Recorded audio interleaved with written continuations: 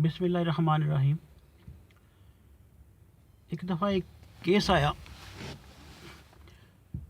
पाकिस्तान की बड़ी मशहूर मॉडल और एक्ट्रेस का। 4 साल पहले की बात है।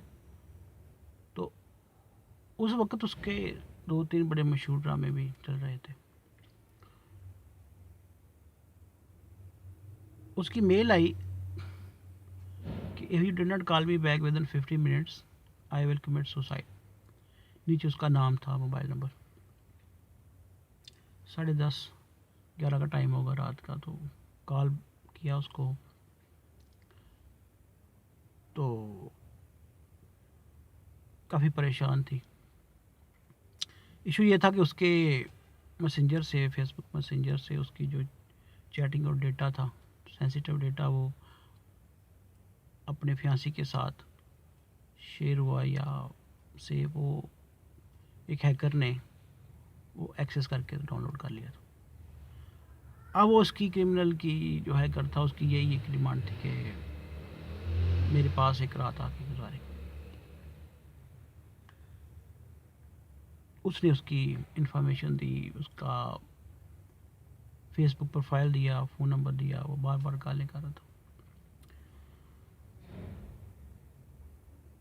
तो वो अब एक्ट्रेस किसी तौर पर भी राज़ी ना हुई कि मैं इसकी पुलिस में, साइबर क्राइम पुलिस में जाके इसकी रिपोर्ट करूं। वो चाह रही थी कि मेरा ये मैटर पब्लिकली हो ही ना, और मेरा ये मामला भी हल हो जाए। तो उसका जो उसने डेटा दिया था क्रिमिनल का, उसके मुताबिक उससे उसकी प्रोफाइल देखी तो वो एक बिजनेसमैन का रावलपिंडी में बेटा था, उसका बेटा था। और वो नाम नावर यूनिवर्सिटी में पढ़ रहा था, कंप्यूटर एजुकेशन ले रहा था, ग्रेजुएशन की। जो ये इन्फॉर्मेशन मिली तो केस तो मेंटली सॉल्व कर दिया मैंने। उसने उसका जो हरासमेंट के मैसेज और ब्लैकमेलिंग के मैसेज थे वो भी दिए हुए थे। तो मामला तो 1 मिनट का था, लेकिन उसको समझाना बड़ा ज़रूरी था कि इस क्राइम के कॉन्सिक्वेंस क्या हो सकते हैं उसके अपने ख़िलाफ़। उसको कॉल करके तो कहा कि भाई ये तुमने हरकत की है तो अपने किसी बड़े से बात कराओ, अदरवाइज़ हम तुम्हारी एक मेल, तुम्हारे मैसेजेस की, ब्लैक मेलिंग की, ये तुम्हारे कॉलेज में सेंड करने लगे।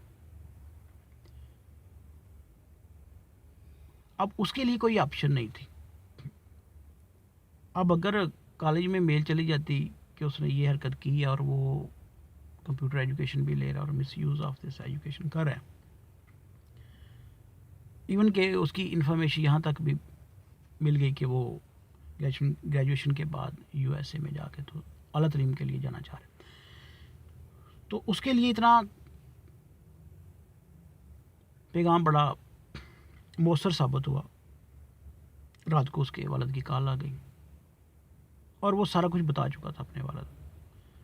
अब उसके वालिद का वो इकलौता बेटा था और वो बात से बड़े मुहज़्ज़ब नज़र आए और इंतहाई परेशान थे। उन्होंने बेशुमार माफ़ियाँ मांगी, उन्होंने मिन्नतें की, तरले किए कि सर ऐसा कोई ना कीजिए, कुछ ना कीजिएगा कि मेरा बेटे का फ्यूचर कैरियर तबाह हो जाए। मैंने तो इसी पर अपनी ज़िंदगी की उम्मीदें लगाई हुई हैं। उसके वालिद को बड़े आसान तरीके से समझाया कि ये क्राइम तो वो किसी के ख़िलाफ़ कर रहा है, लेकिन इसके कॉन्सिक्वेंस इतने ख़तरनाक हैं कि सिर्फ एक मेल से इसका फ्यूचर कैरियर ख़राब हो जाएगा। ना सिर्फ ये एक्सपेल हो जाएगा कॉलेज यूनिवर्सिटी से, बल्कि इसको किसी दुनिया के कॉलेज में दाखिला भी नहीं मिलेगा। और चूंकि इसने इसी टेक्नोलॉजी का जिसकी तालीम ले रहा है उसी को मिसयूज़ किया है, तो इसको फ्यूचर में कहीं जॉब भी नहीं मिलेगी। फ्यूचर में इसको इसकी तालीम ना कंटिन्यू रहेगी और ना ही अपना कैरियर बना पाएगा।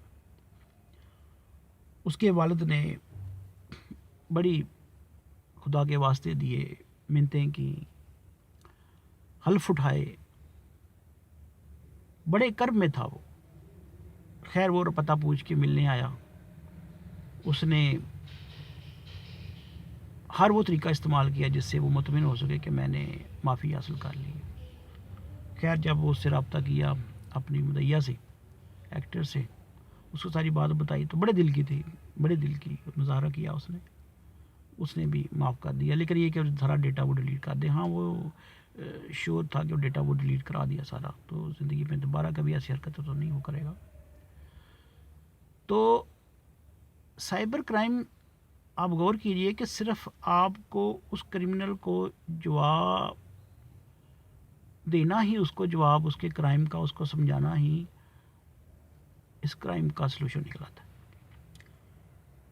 दो के जो इस प्रोफेशन में हैं, जो जानते हैं कि प्रॉपर इसको इनिशिएट कैसे करना है, वो एक प्रोसीजर है, वो एक तरीक़ेकार है, कानून का सहारा लेना पड़ता है। अपने डिफेंस मोड में आप अपने बचाव के लिए सारा कुछ कर सकते हैं।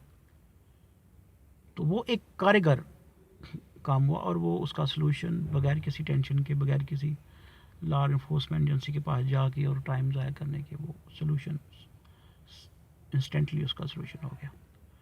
तो आपके पास ऐसे केस भी आते हैं जो आपको नमूर कर देते हैं और उसमें सिर्फ आपने थोड़ी सी मेंटल एक्सरसाइज करनी होती है, थोड़ी सी काविश से आपका सलूशन हो गया। Thank you very much.